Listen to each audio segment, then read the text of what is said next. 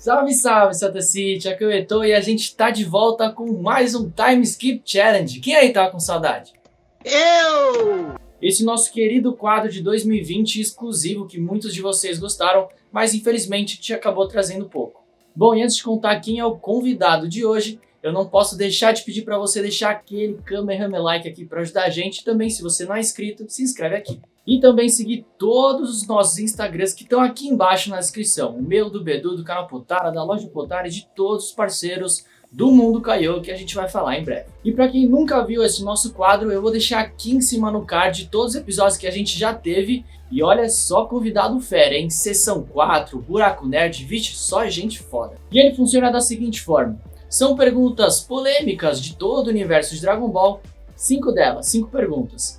É sempre o canal Potara contra o convidado. Hoje, no caso, eu vou responder contra o convidado. E depois de assistir todas as respostas, você vê qual delas você mais se relacionou, qual delas você gostou mais e vota. Aqui embaixo nos comentários a gente vai deixar fixado 2 comentários. Um, hashtag Team Potara, e o outro com hashtag o nome do canal do convidado. Aí você dá like naquele comentário de qual você mais se relacionou. Beleza? E aí, é claro, o comentário que tiver mais likes ganha essa disputa. E a única regra é, não pode ser resposta muito longa, tem que ser mais um bate e volta mesmo. E o convidado de hoje, galera, olha, não é exagero eu falar não, o cara é um mestre na pintura digital. E não só isso, ele tá mudando um pouquinho a cara do canal dele e ele vai falar de diversas outras coisas. Mas eu vou deixar ele mesmo se apresentar e contar um pouquinho do canal dele. Vai daí, Renan! Fala, Eto, fala aí galera que acompanha o canal Potara, meu nome é Renan Roque. Para mim é um prazer estar aqui hoje participando do desafio Time Skip, né? Gosto muito do trabalho que o Eto e o Bedu fazem aqui no canal Potara, cara, já acompanho há bastante tempo, admiro bastante. Gosto muito do tipo de análise que eles fazem, né? Que eles vão ali na vírgula dos capítulos do mangá, dissecando tudo, explicando tudo pra gente que tá acontecendo ali, dando a visão deles, criando teorias, e isso tudo eu gosto bastante. Primeiramente, então, né, elogiando o trabalho que eles fazem aqui no canal Potara e, segundamente, me apresentando para vocês. Não sei nem se existe o segundamente, tá? Mas falei. Enfim, meu nome é Renan Roque, eu sou desenhista, né? Eu sou um ilustrador e eu tenho um canal aqui no YouTube chamado Fala aí Arteiro, que é um canal onde eu trago algumas fanarts, né? Que eu trago aí desenhos de personagens de animes e mangás, não só, né? Eu trago também caricaturas, enfim. Mas nesses desenhos aí que eu trago personagens de animes, eu tento sempre falar alguma coisa sobre aquele anime que eu estou desenhando, especialmente Dragon Ball, que é o mais recorrente lá no canal, que é o anime que é a história que eu mais gosto. Então, estou sempre fazendo umas teorias lá também, sempre contando algumas curiosidades de Dragon Ball. Então, convido vocês a conhecerem lá o meu canal no YouTube e bora pro desafio! Muito foda, né, galera? Você viu o nível desse cara? Simplesmente incrível. Então, não deixa de se inscrever no canal Fala aí Arteiro, tá aqui embaixo. Bom, bora responder as perguntas então? Vem, vinheta!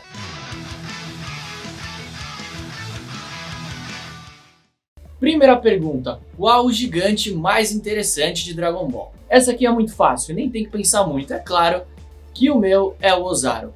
O primeiro que apareceu, o mais importante, o mais estiloso, o macaco que é meu animal predileto, então não tem como escolher outro. O Ozaru é o mais legal de todos. Mas eu faço uma menção honrosa aqui, galera, pro Anilasa. O Anilasa é muito legal, eu gosto muito dele. Ele tem referências ao Janemba, é extremamente forte. Foi uma fusão que aconteceu dentro do Torneio do Poder. O design dele é super fantástico. E para derrotar ele teve que ser necessário nada mais nada menos do que 5 guerreiros. A gente tá falando de Goku, Vegeta, Gohan, Frieza e 17. Mas sim, o meu gigante mais interessante é o Ozaru. O gigante mais interessante de Dragon Ball, cara, na minha opinião, vai ser sempre o primeiro gigante que apareceu na história de Dragon Ball, que é o Ozaru, ou Ozaru, aquele macaco gigante, né, que os Saiyajins se transformam e tal. E eu trago aqui a figura do Ozaru porque, cara, no Dragon Ball clássico era sempre uma tensão muito grande quando o Ozaru aparecia, né? Sempre quando ele aparecia, as pessoas ficavam, mano, tem um macaco gigante na minha frente, o que eu vou fazer com isso? E uma cena que descreve bem, né, todo esse temor que se tinha com o Ozaru no Dragon Ball clássico, que eu posso citar aqui pra vocês, é aquela cena que o Goku se transforma em Ozaru dentro do castelo, né, e ele começa a destruir o castelo e as pessoas saem correndo. Então no Dragon Ball clássico a aparição do Ozaru era sempre isso aí, era sempre um momento de muita tensão. Então, por esse motivo, eu destaco aqui o Ozaru. No caso aqui eu tô falando do Goku, mas eu acho que todos os Ozarus que aparecem tanto em Dragon Ball quanto Dragon Ball Z e também no Dragon Ball GT são sempre aparições aí que são rodeadas por uma certa tensão, né? Então destaco aqui para vocês o Ozaru como o gigante mais interessante de Dragon Ball. Segunda pergunta, monte o seu top 5 de skins prediletas. Bom, vou fazer de baixo para cima, da quinta para primeira. Em quinto lugar, eu deixo a do Rei Vegeta, eu gosto muito dela, ela tem o simbolinho dos Saiyajins, tem a capa vermelha, tem o colarzão dele, sensacional, muito foda. Quarto lugar, Goku Black, essa aqui, cara, muito foda, eu amo essa skin, sensacional. Terceiro lugar, Goku Shino, eu gosto muito dessa capona vermelha que ele tem, ele usa o bastão também e esse traje preto dentro, muito foda. Em segundo lugar, Mirai Trunks, a clássica dele do Dragon Ball Z. Nem tenho que explicar muito, ela é autoexplicativa, é muito bonita, muito legal. E eu gosto também de todas as variações, quando fica rasgado o azul e só a preta, quando ele fica sem a jaqueta, todas são fodas. E em primeiríssimo lugar, não tinha como ser outra, é o traje de Yardra. O Vegeta e o Goku, quando usam essa roupa, é sensacional, ela era minha roupa predileta muito antes do Dragon Ball Super, né, do Vegeta usar. Eu acho ela muito diferente, gosto muito dela e acho difícil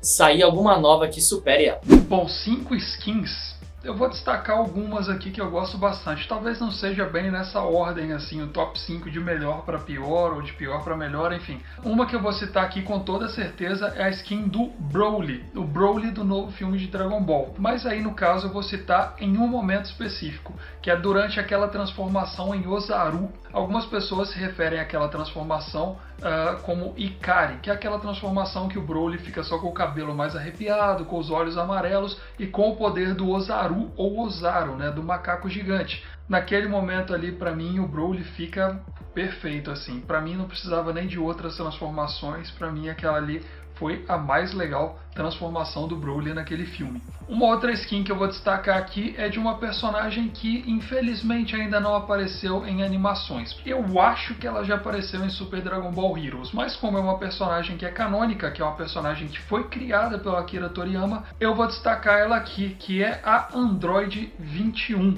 Pra mim é uma das personagens femininas mais bonitas de Dragon Ball, tanto a versão dela humana quanto a versão dela Majin Buu. A versão dela Majin Buu eu acho ainda mais bonita que a versão humana, mas sem sombra de dúvidas, Android 21 entra também nesse meu top 5. A terceira skin que eu vou destacar aqui é a do Mirai Trunks, aí no caso o Mirai Trunks que aparece lá em Dragon Ball Z, naquele primeiro momento ali que ele aparece no presente, né, enfrentando ali o Mecha Frieza. Naquele momento ali, tanto o visual do personagem, quanto a personalidade marrenta, quanto a força dele, né, faz dele pra mim um dos personagens mais legais visualmente falando. No Dragon Ball Super eu achei que ele ficou meio que muito chorão, mas no Dragon Ball Z ele é um personagem incrível. Uma outra skin que eu sempre achei muito legal em Dragon Ball foi a skin do Cell, mas aí o Cell na primeira forma, que é aquela forma que ele tá ali mais, como poderei dizer, mais bicho, né, que é uma mistura ali de um inseto com um lagarto. Eu sempre achei aquele visual do Cell ali mais legal e mais amedrontador até que os outros dois, né, que o Cell na segunda forma e o Cell perfeito. E a última skin que eu vou destacar aqui é a do Camber. O Camber, para quem não conhece, é um personagem de Super Dragon Ball Heroes. Ah, Renan, você podia citar Super Dragon Ball Heroes?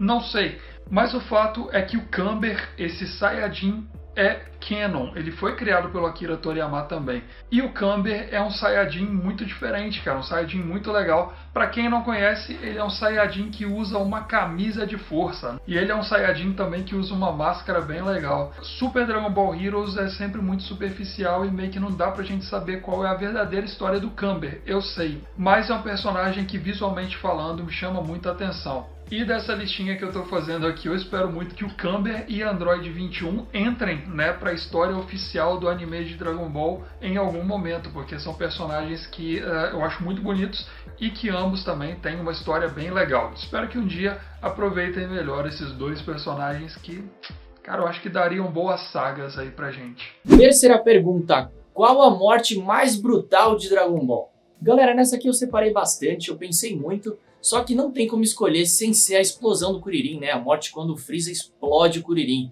Cara, ele virou pó. O Kuririn simplesmente virou pó. Eu acho que muito da carga dramática que tem nessa cena ajuda nessa morte ser mais relevante ainda, né? Mas mesmo se você tirar todo o peso do Goku, virar a primeira vez Super Saiyajin e tudo mais, ainda assim foi uma pessoa que simplesmente virou pó, ela foi explodida, ela não virou nada. Então assim, pra mim, com certeza essa é a morte mais brutal de Dragon Ball. A morte mais brutal, na minha opinião, em Dragon Ball é a morte do Bora. Pra quem não lembra, o Bora é aquele índio que vive embaixo da torre do Mestre Karin. No Dragon Ball clássico, o Tal Pai Pai assassina o Bora. E é uma morte, cara, muito horrível. É impressionante o que conseguiram fazer. A forma como o Tal Pai Pai mata o Bora é, cara, muito brutal. E o que acontece depois é muito triste. Porque a gente vê o Upa, né, que é aquele índiozinho, correndo na direção do corpo do pai e chorando em cima do corpo dele. Em Dragon Ball Z a gente viu a parte de violência, assim digamos, na história de Dragon Ball, escalonando de uma forma muito absurda. Mas pra mim, uma das mortes que mais me marcou na história de Dragon Ball, sem sombra de dúvidas, foi a morte do Bora. É muito triste, cara. Quarta pergunta. Qual o melhor jogo da história de Dragon Ball? Galera, essa aqui pra mim é extremamente fácil, não preciso nem pensar um segundo.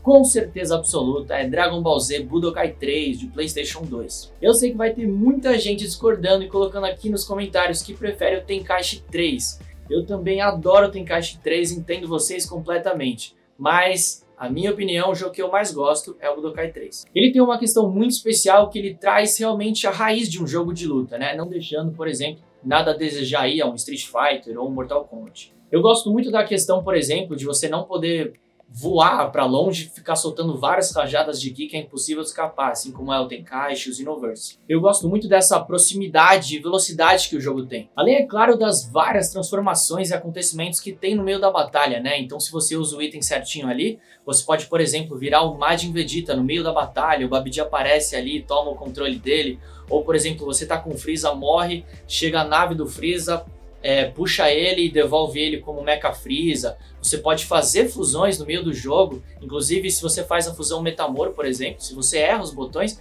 você vira o gordo ou o magro. Então assim, eu acho que esse envolvimento que o jogo tem com tudo que já aconteceu em Dragon Ball Z, principalmente, deixa o jogo muito rico. Ele é com certeza o jogo que eu mais joguei na minha vida. É uma pena que naquela época, né, do Play 2, a gente não tem o tempinho de ver quanto tempo a gente jogou. E nos primórdios do canal Potara a gente fez um vídeo especial falando do porquê a gente acha isso, todos os pontos. Eu vou deixar aqui em cima no card para você assistir. Não repara não que o cenário estava bem diferente do que é hoje em dia. Na minha opinião, o melhor jogo de Dragon Ball já lançado é o Dragon Ball Fighter Z. Porque, cara, é um jogo que ele é bonito em tudo.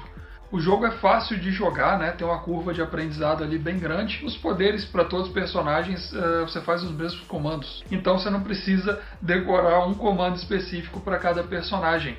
E visualmente falando também, cara, para mim é o jogo mais bonito de Dragon Ball já lançado até hoje. E eu acho que eu gosto muito do Fighter Z porque quando eu era moleque eu tinha um Super Nintendo e eu só tinha uma fita, que era a de Dragon Ball Super Butoden 2. Eu jogava dia e noite, cara. Mas eu acho que o melhor jogo de Dragon Ball já lançado até hoje é o Fighter Z, ou Fighters.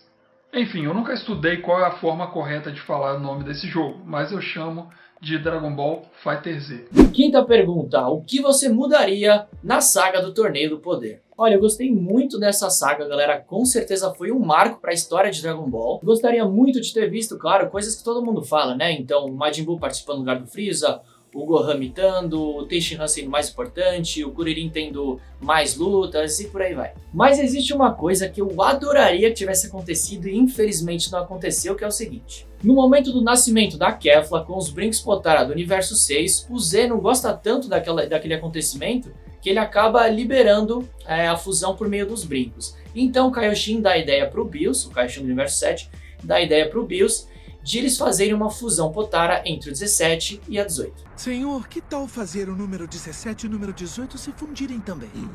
Cara, eu gostaria muito que isso tivesse acontecido. Infelizmente não aconteceu, porque o Bills, com medo de que essa fusão perdesse, né, ele acabaria perdendo duas pessoas, já que tivesse fundido em um só. E então, conversando com o Kaioshin ali e com o Iz, eles acabam decidindo para não jogar os brincos para os irmãos. Imagina só, galera, uma fusão Potara entre dois androides. A gente tá falando de qualquer um, né? O 17 e a 18. Pensa comigo, a 18 arrebentou no torneio, se eu não me engano ela derrubou 5 personagens, ela foi uma dos MVPs. O 17 não precisa nem explicar, né? O cara ganhou o torneio. Agora imagina eles dois juntos. Não tem nem o que explicar, velho. Eles têm energia infinita, têm uma sincronia perfeita, são irmãos gêmeos, cara, seria, eu acho que a fusão perfeita. E claro, além de tudo isso, a gente tem a multiplicação absurda aí do que o Potara pode dar, né? E além de tudo isso, a gente não pode deixar de citar que seria um design muito legal, né? A gente teve um vislumbre de como isso seria lá em Dragon Ball Heroes, quando o Super 17 se infundiu com a Android 18 de Dragon Ball GT. Mas é claro, só foi uma